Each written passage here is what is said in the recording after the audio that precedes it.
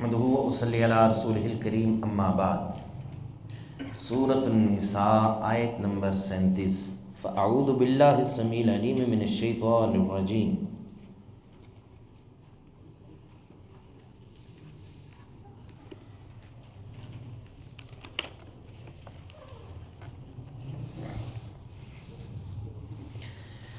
الذین یبخلون ویأمرون الناس بالبخل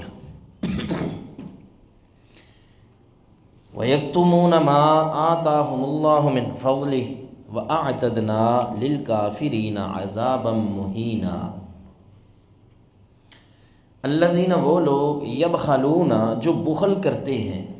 چوتھی نمبر آئے تو پڑھنی ہے ان اللہ کان علیاً کبیرہ تک پڑھے گا۔ چوتھی نمبر ہے اغیر حفظ شقاق بینہما فبعث حکما۔ پڑھ لیں یہ جڑی پڑھنی ہے۔ الذین، وہ لوگ، یبخلون، جو بخل کرتے ہیں، وَيَأْمُرُونَ النَّاسَ بِالْبُخْلِ، اور وہ حکم دیتے ہیں لوگوں کو بخل کا، کنجوسی کا۔ وَيَكْتُمُونَ، اور وہ چھپاتے ہیں، مَا آتَاهُمُ اللَّهُ، جو اللہ نے ان کو دیا، من فضلہ، اپنے فضل کے ساتھ۔ وَأَعْتَدْنَا، اور ہم نے تیار کیا ہے، لِلْكَافِرِينَ، کافروں کے لیے، عذابًا مہینہ، رسوا کن عذاب۔ دہرا لیں جی۔ الذین، وہ لوگ، یبخلون، جو کنجوسی کرتے ہیں، وَيَأْمُرُونَ النَّاسَ، اور وہ حکم دیتے ہیں لوگوں کو، بالبخل، کنجوسی کا، وَيَكْتُمُونَ، اور وہ چھپاتے ہیں، ما آتاہم اللہ، جو ان کو اللہ نے دیا، من فضلہ، اپنے فضل کے ساتھ، وَأَعْتَدْنَا، اور ہم نے تیار کیا ہے، لِلْكَافِرِينَ، کافروں کے لیے، عذابًا مہینہ، رسوا کن عذاب۔ الذین یبخلون، وہ لوگ جو بخیلی کرتے ہیں، کنجوسی کرتے ہیں۔ اس سے پہلے آیت نمبر 36 ہم نے تلاوت کی اور ترجمہ جو ہم پڑھ چکے ہیں، لیکن اس کی وضاحت باقی رہ گئی تھی۔ ہم نے کہا تھا اگلی نشست میں کریں گے۔ وَاعْبُدُوا اللَّهَ وَلَا تُشْرِكُوا بِهِ شَيْئًا، اور تم اللہ کی عبادت کرو اور اس کے ساتھ کسی کو شریک نہ ٹھہراؤ۔ اللہ تعالیٰ نے پہلے عورتوں کے حقوق بیان کیے، پھر خواتین کے ساتھ جو معاملات کرنے ہیں وہ بیان کیے، اس کے بعد اللہ تعالیٰ نے ان ہستیوں کے حقوق بیان کیے جن ہستیوں کی وجہ سے ہم عدم سے وجود میں آئے۔ ہم کچھ بھی نہیں تھے، جن ہستیوں کی وجہ سے ہمیں وجود ملا، ان کے حقوق بیان کیے سب سے پہلے۔ اور اس سے بھی پہلے ایک اور چیز بیان کی جو سب سے اہم ہے، جو بندے کے پاس ہو تو بندہ سونا ہی سونا، اگر وہ بندے کے پاس نہیں تو بندہ کچھ بھی نہیں، وہ ہے توحید۔ فرمایا وَاعْبُدُوا اللَّهَ، اور تم عبادت کرو کس کی؟ اللہ کی۔ وَلَا تُشْرِكُوا بِهِ شَيْئًا، اور اللہ کے ساتھ کسی کو بھی شریک نہیں ٹھہرانا۔ اللہ اکبر۔ عبادت صرف اور صرف اللہ کی۔ عبادت کیا ہے؟ ہر وہ کام جس سے اللہ راضی ہو اسے کیا کہتے ہیں؟ جو اللہ کی خوشنودی کے لیے کیا جائے وہ عبادت ہی ہے۔ یا ہم نماز پڑھتے ہیں، رکوع کرتے ہیں، کس کے لیے؟ قیام کرتے ہیں، کس کے لیے؟ سجدہ کرتے ہیں، کس کے لیے؟ اگر کوئی جانور قربان کرنا ہے تو کس کے لیے؟ اللہ کے لیے۔ اگر کوئی شخص اللہ کو چھوڑ کے کسی اور کو سجدہ کرتا ہے، اس کا مطلب ہے وہ اس کی عبادت کر رہا ہے۔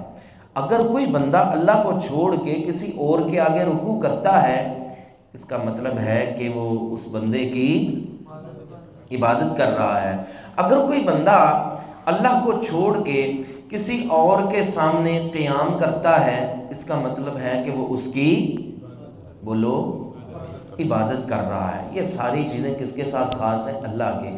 اب اگر کوئی بندہ، ہم جانور قربان کرتے ہیں کس کے نام پہ؟ اگر کوئی بندہ اللہ کو چھوڑ کے کسی اور کے نام پہ قربان کرے یا اس کے آستانے پہ قربان کرے، اس کا مطلب ہے وہ اس کی عبادت کر رہا ہے۔ لہٰذا اللہ نے ہمیں کس کی عبادت کا حکم دیا ہے؟ مشکل وقت آتا ہے جب کوئی سبب نہیں ہوتا، ہم کس کو پکارتے ہیں؟ اللہ کو پکارتے ہیں۔ اب بندہ اللہ کو چھوڑ کر کہتا ہے یا علی مدد، وہ کس کی عبادت کر رہا ہے؟ ظاہری بات ہے اللہ کو چھوڑ کے وہ غیر اللہ کی عبادت کر رہا ہے۔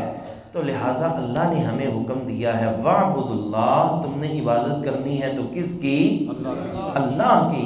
اب دیکھیں ہم کیا کریں، قرآن جگہ جگہ تقریباً ہر آیت میں توحید کا کسی نہ کسی طریقے ذکر آ ہی جاتا ہے۔ اتنی اہم ہے تقریب، اتنی اہم ہے توحید، اتنا اہم ہے اللہ کی وحدانیت کو بیان کرنا۔ ہمیں کہتے ہیں جی آپ کے پاس توحید کے علاوہ اور کچھ ہے کیا؟ ہم کہتے ہیں چلو مہربانی اتنا تو مان گئے نا، کائنات میں اگر کوئی موحدین کی جماعت ہے تو وہ ہم ہی ہیں، کیونکہ ہم نے کبھی اللہ کے فضل و کرم کے ساتھ شرک نہیں کیا۔ قرآن نے بھی جگہ جگہ شرک ہی مذمت کی ہے، وَلَا تُشْرِكُوا بِهِ شَيْئًا۔ جتنے مرضی ولی بڑے ہو جائیں ان کو اللہ کے ساتھ شریک نہیں بنانا۔ بعض لوگوں کی تقریریں سن لو، بڑے بڑے اپنے مسلک کے نامور عالم اور خطیب کہلوانے والے، لیکن ان کی پوری کوشش ہوتی ہے کسی نہ کسی طریقے حضرت علی رضی اللہ تعالیٰ عنہ کو نعوذ باللہ اللہ کے برابر کر دیں۔ جس طرح عیسائیوں نے ایڑی چوٹی کا زور لگایا تھا، حضرت عیسیٰ علیہ السلام کو اللہ کے برابر لانے کی کوشش کی، بعضوں نے یہ کوشش کی کہ نبی علیہ السلام کو اللہ کے برابر جو ہے وہ کر دیں۔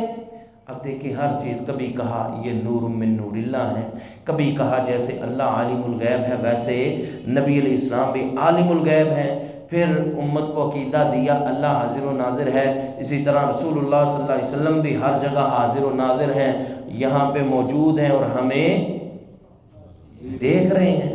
انہوں نے رسول اللہ صلی اللہ علیہ وسلم کی ذات کو بالکل اللہ کے برابر کرنے کی کوشش کی، اور کچھ وہ تھے جن کی ہمیشہ تقریریں یہ رہیں، انہوں نے اپنے اماموں کو حضرت علی رضی اللہ تعالی عنہ کو اللہ تعالیٰ کے برابر کرنے کی کوشش کی۔ ہر معاملے میں کوئی ان کی تقریر اٹھا کے دیکھ لیں، بھائی قرآن، کبھی قرآن بھی تو پڑھ کے دیکھو۔ وَاعْبُدُوا اللَّهَ وَلَا تُشْرِكُوا بِهِ شَيْئًا، لوگوں عبادت کرنی ہے تو صرف اللہ کی کرنی ہے۔ وَلَا تُشْرِكُوا بِهِ شَيْئًا، اس کے برابر کوئی بھی نہیں ہے، کسی کو بھی اس کا شریک، کسی کو اس کا شریک نہیں بنانا۔ یہ سارے کے سارے اللہ کے بندے ہیں۔ ایک شخص نبی علیہ السلام کے پاس آیا اور آ کے کہنے لگا ما شاء اللہ و شئت، جو اللہ نے چاہا اور جو آپ نے چاہا، جو اللہ نے چاہا اور جو آپ نے چاہا۔ آپ علیہ السلام اس سے بھی ناراض ہو گئے، فرمایا کیا تو مجھے اللہ کے برابر لانے کی کوشش کر رہا ہے؟ اللہ کے برابر نہیں، بلکہ تو نے کہنا ہے تو صرف کہہ ما شاء اللہ، جو اللہ اکیلے نے چاہا۔ اور ہمارا حال کیا ہے، مسجد بھی بناتے ہیں نا محراب، ایک طرف یا اللہ اور دوسری طرف بالکل برابر میں یا محمد یا رسول اللہ، ہاں۔ اور پھر ہم نے دیکھا قرآن مجید میں ایک طرف اللہ کا بھلا کرے، اللہ کے 99 نام ہیں، ہم نے کہا کیسے تیسے بھی ہو جائیں 99 نام نبی علیہ السلام کے بھی پورے کرنے ہی کرنے ہیں۔ وَاعْبُدُوا اللَّهَ، اللہ کی عبادت، وَلَا تُشْرِكُوا بِهِ شَيْئًا، اس کے ساتھ کسی کو بھی شریک نہیں ٹھہرانا۔ اللہ اکبر۔ وَاعْبُدُوا اللَّهَ وَلَا تُشْرِكُوا بِهِ شَيْئًا وَبِالْوَالِدَيْنِ إِحْسَانًا، اپنے والدین کے ساتھ، والدین کے ساتھ احسان کرنا ہے، نیکی کرنی ہے۔ اور احسان کیا ہے؟ ہم چھوٹی سی ایک وضاحت کرتے ہیں نا، احسان والدین کے ساتھ تو اس قدر اچھا سلوک کرنے کا حکم دیا گیا ہے، فرمایا فلا تقل لہما اف، وہ جو مرضی کر جائیں تم نے ان کو اف تک بھی نہیں کہنا۔ ایک شخص نے شکوہ کیا تھا نا، اللہ کے نبی میرے باپ کا دماغ کام نہیں کرتا، وہ میرا مال جہاں چاہتا ہے جیسے چاہتا ہے وہ خرچ کرتا رہتا ہے، شکایت کی۔ آپ علیہ السلام نے فرمایا بلاؤ اس کو۔ جب بلایا گیا اس نے کچھ اشعار دل میں کہے، اللہ نے وحی کے ذریعے آپ کو بتا دیے۔ اب وہ بچے کے متعلق یہ اشعار تھے، بہرحال اس نے اشعار سنائے، نبی علیہ السلام رو پڑے وہ شعر سن کے۔ آپ علیہ السلام نے فرمایا انت و مالک لابیک، تو بھی اپنے باپ کا، تیرا سارا مال بھی تیرے باپ کا ہے۔ وبالوالدین احسانا، ابھی وقت ہوتا تو صرف والدین کے احسان پہ لمبی چوڑی بات کرتے، لیکن آگے بے شمار جو ہیں وہ چیزیں پڑی ہیں جو ہم نے انشاءاللہ آج کی نشست میں کور کرنی ہیں۔ اختصار کے ساتھ احسان کیا ہے؟ والدین ہے نا، والدین، ان کو ضرورت پڑ گئی، بھوک لگ گئی، کہا جا بیٹے کھانا لے کر آ۔ بیٹا کہتا ہے ٹھیک ہے، کھانا لے آیا۔ اب کھانا لے کے اس نے پیش کر دیا، یہ تو حکم کی تعمیل ہے۔ قرآن نے کہا ہے احسان کرنا ہے۔ کیا کرنا ہے؟ احسان کرنا ہے۔ ابھی احسان نہیں ہوا، والدین کے کپڑے پرانے ہو گئے، کہا بچے فلاں شادی آ رہی ہے، مجھے کپڑے شپڑے لا دو۔ بچے نے کہا ٹھیک ہے۔ اب وہ لا دیتا، وہ سمجھتا ہے کہ میں نے جناب حق ادا کر دیا ہے، میں نے احسان کر دیا۔ یہ احسان نہیں ہے، یہ احسان ہے نہیں ہے۔ احسان یہ ہے، سردی کا موسم ہے، آپ کو معلوم ہے والد ہیں والدہ ہیں، ان کو سردی لگے گی، بہترین سویٹر جیکٹ لے کے جائیں، بہترین ان کے لیے جوتے لے کے جائیں۔ انہوں نے کہا نہیں، پھر بھی ان کی خدمت میں پیش کر دیں۔ جس چیز کی ان کو ضرورت پڑنے والی ہے ان کے کہنے سے پہلے ہی تیار کر دیں، یہ ہے ان کے ساتھ احسان۔ بہرحال والدین کا بہت بڑا مقام ہے، بہت بڑا درجہ ہے جو ہم سمجھ نہیں سکتے۔ اللہ اکبر۔ آگے پھر کوئی ایسا موقع آیا تو انشاءاللہ وہاں پہ مزید وضاحت کریں گے۔ فرمایا وبالوالدین احسانا وبذی القربی، جو قریبی رشتہ دار ہیں نا ان کے ساتھ بھی احسان کرنا ہے۔ قریبی رشتہ دار، آپ علیہ السلام نے فرمایا جو شخص چاہتا ہے جس کے مال میں برکت ہو اور عمر لمبی ہو جائے، فلیصل رحمہ، وہ اپنے قریبی رشتہ داروں کے ساتھ اچھا تعاون کرے، ان کے ساتھ صلہ رحمی کرے۔ جو چاہتا ہے میری زندگی بڑھ جائے، میرے مال میں برکتیں آئیں، مال میں اضافہ ہو، وہ اپنے رشتہ داروں کے ساتھ محبت کرے، ان کے ساتھ صلہ رحمی کرے، اللہ عمر بھی لمبی کر دے گا، مال میں برکت بھی پیدا فرما دے گا۔ اور صدقہ ہے نا، صدقہ لوگ ڈھونڈتے پھرتے ہیں جی کہاں تلاش کریں، فلاں فلاں فلاں۔ اللہ کے بندوں سب سے پہلے اپنے رشتہ داروں کو تلاش کرو، ان میں کون ماڑا ہے، ان پہ اگر خرچ کرو گے، باقیوں کو خرچ کرو گے، باقیوں پہ خرچ کرو گے سنگل ثواب ہے، رشتہ داروں پہ خرچ کرو گے اللہ ڈبل ثواب عطا فرمائیں گے۔ ایک صدقے کا اور دوسرا صلہ رحمی کا۔ اور ہمارے یہاں مشہور ہے جی بتانا ہے جی یہ صدقہ ہے، یہ زکوٰۃ ہے، بھائی یہ غلط بات ہے۔ کسی کی عزت نفس کو مجروح نہیں کرنا، کوئی بتانے کی ضرورت نہیں، صرف اللہ کو بتا دیا، نیت کر لی بھئی یہ اللہ زکوٰۃ دے رہا ہوں، کسی انسان کو بتانے کی ضرورت نہیں۔ جب اس پہ خرچ کیا جا رہا ہے، اگر مستحق ہے تو اس پہ خرچ کریں۔ وبذی القربی والیتامی، اور یتیموں پہ احسان کرنا ہے۔ آپ علیہ السلام نے فرمایا انا وکافل الیتیم کہاتین، میں اور یتیم کی کفالت کرنے والا جنت میں ایسے ہوں گے جیسے یہ دو انگلیاں ہیں، ایسے اکٹھے ہوں گے۔ جو یتیم کے سر پہ دست شفقت رکھتا ہے، اس کی سرپرستی کرتا ہے، نگرانی کرتا ہے، والمساکین، اور مسکینوں کے ساتھ بھی احسان کرنا ہے۔ وہ جو بیچارے محنت کرتے ہیں لیکن پھر بھی پوری نہیں پڑتی، غریب ہیں، ماڑے ہیں، کمزور ہیں۔ اور والجار ذی القربی، والجار، اور وہ ہمسائے، القربی، جو قریبی رشتہ دار بھی ہیں، والجار الجنب، اور وہ رشتہ دار جو، وہ ہمسائے جو رشتہ دار نہیں ہیں ان کے ساتھ بھی احسان کرنا ہے۔ اور ہمسایوں کے متعلق تو بے شمار احادیث ہیں۔ آپ علیہ السلام نے فرمایا مجھے ڈر لگنے لگ پڑا جب جبریل بار بار میرے پاس آتے تھے ہمسایوں کے متعلق، اللہ کے نبی ہمسایوں کے یہ حقوق ہے، ہمسایوں کے یہ حقوق ہے، مجھے ڈر لگنے لگ پڑا کہیں وراثت میں ان کو شریک نہ کر دیا جائے۔ اور نبی علیہ السلام نے پھر کتنی تاکید فرمائی، فرمایا ہمسائے تمہاری دیوار میں کیل لگاتے ہیں تو ان کو لگانے دو، منع نہ کرو، کھانا بناتے ہو تو ہمسایوں کو پہلے دو۔ وہ بندہ مومن نہیں ہو سکتا جو ہمسایوں کو تنگ کرتا ہے، وہ بندہ مومن نہیں ہو سکتا جو بندہ اپنا پیٹ بھر کے سوتا ہے اور اس کے ہمسائے بھوکے ہیں۔ فرمایا کہ ہمسایوں کو تحفے دیا کرو، اگرچہ بکری کا ایک کھر ہی کیوں نہ ہو، کھر پایا ہی کیوں نہ ہو، اگر نہیں گنجائش شوروا زیادہ کر لو تاکہ ہمسایوں کو اپنے کھانوں میں شریک کر لو۔ بے شمار حدیث ہیں ہمسایوں کے متعلق۔ ایک شخص نبی علیہ السلام کے پاس آیا نا، آ کے کہنے لگا اللہ کے نبی مجھے کیسے پتہ چلے گا میں اچھا ہوں یا برا ہوں؟ فرمایا تیرے ہمسائے کہہ دینا، تیرے ہمسائے کہہ دینا تو نے اچھا کیا ہے تو اللہ کے ہاں بھی تو اچھا ہے، اگر تیرے ہمسائے کہہ دینا کہ تو اچھا نہیں ہمارے ساتھ کرتا تو اللہ کے ہاں بھی تو برا ہی تصور کیا جائے گا۔ تو ہمسایوں کی گواہی اتنی بڑی گواہی ہے جو صرف یہی نہیں چلتی بلکہ اللہ کے ہاں بھی چلتی ہے، لہٰذا ہمسایوں کا بھی خیال رکھنا چاہیے۔ فرمایا کہ والجار الجنب والصاحب بالجنب، اور ہمسایہ بھی ہو رشتہ دار بھی ہو پھر تو تین فضیلتیں ہو جائیں گی، ایک صلہ رحمی کی، دوسرا اپنا ہمسایگی کی، اور تیسرا صدقے کی، پھر تو تین فضیلتیں بن جائیں گی۔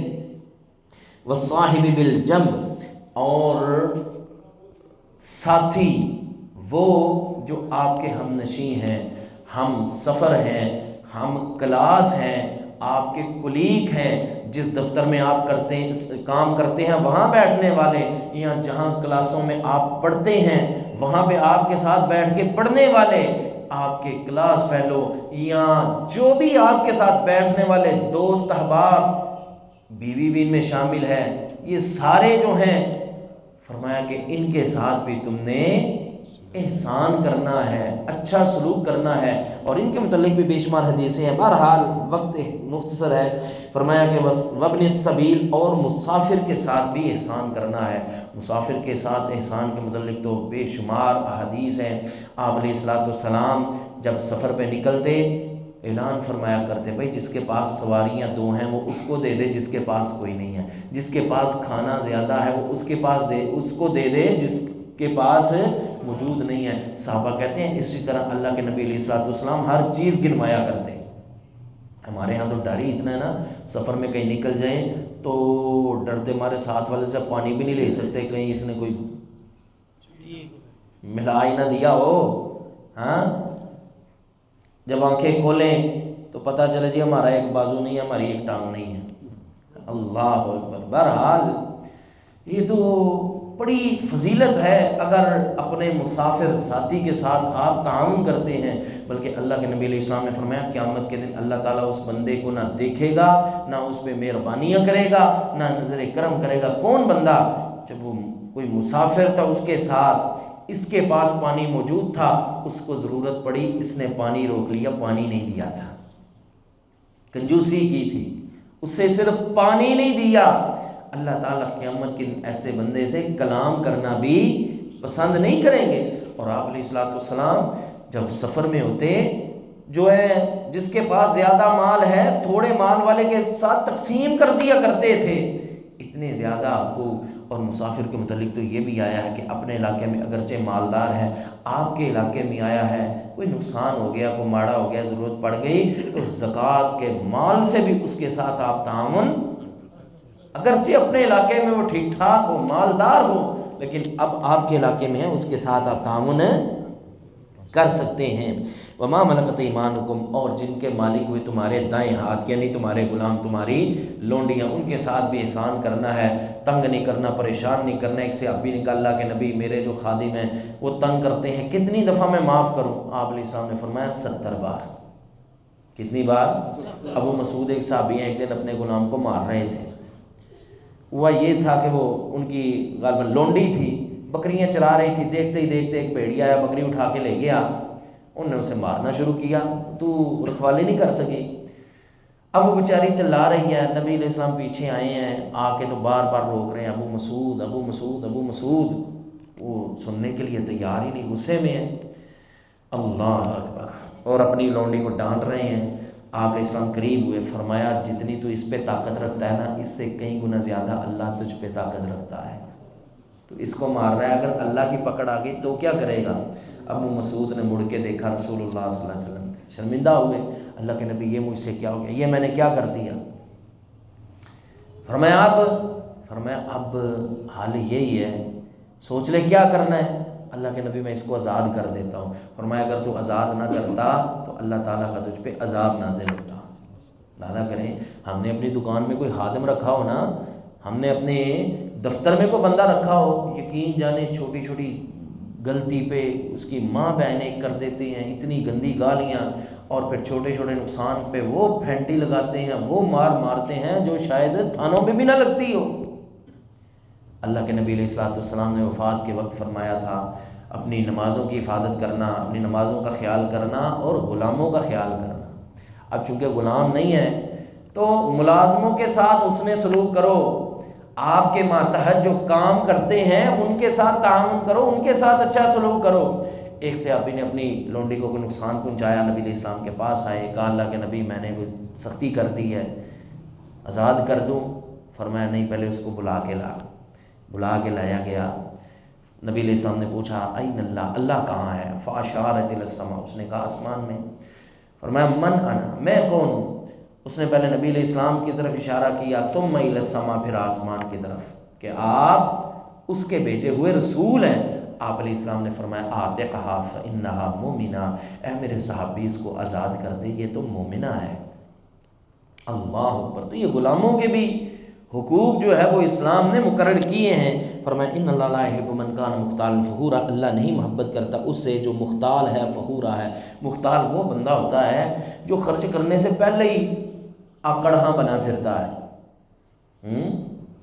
ابھی خرچ نہیں کیا، پہلے ہی آکڑ بنا پھرتا ہے، بھئی ادھر میرے پیسے لگ رہے ہیں، مسجد میں چودھری میں ہوں کیونکہ میں نے ادھر پیسے دینے ہیں۔ اور فخورا وہ جو خرچ کرنے کے بعد آکڑ بنتا ہے۔ اللہ کو ان دونوں سے محبت کیوں خرچ کر رہے ہیں؟ اپنی آکڑ بنانے کے لیے۔ کیوں خرچ کر رہے ہیں؟ چودر بنانے کے لیے۔ کیوں خرچ کر رہے ہیں؟ تاکہ لوگ مجھ سے ڈریں، میری جناب چلے، مجھے عہدے دیے جائیں۔ اللہ اکبر۔ فرمایا الذین یبخلون ویأمرون الناس بالبخل، کچھ لوگ وہ ہوتے ہیں جو خود بھی کنجوسی کرتے ہیں اور لوگوں کو بھی کنجوسی کا ہی حکم دیتے ہیں۔ مراد اس سے یہودی تھے، بہرحال آیت کا حکم عام ہے، مسلمان بھی اس سے مراد ہو سکتے ہیں، جو بھی کنجوسی کریں اور لوگوں کو کنجوسی کا حکم دیں۔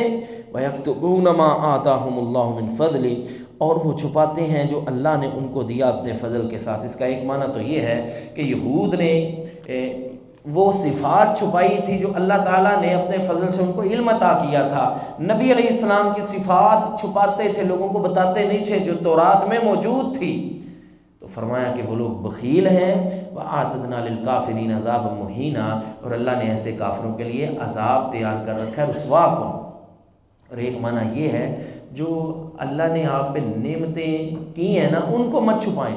بعض لوگ اتنے مالدار ہوتے ہیں پھر بھی ٹوٹی پھوٹی جوتی، پھٹے پرانے کپڑے، بھئی یہ کیا ہے؟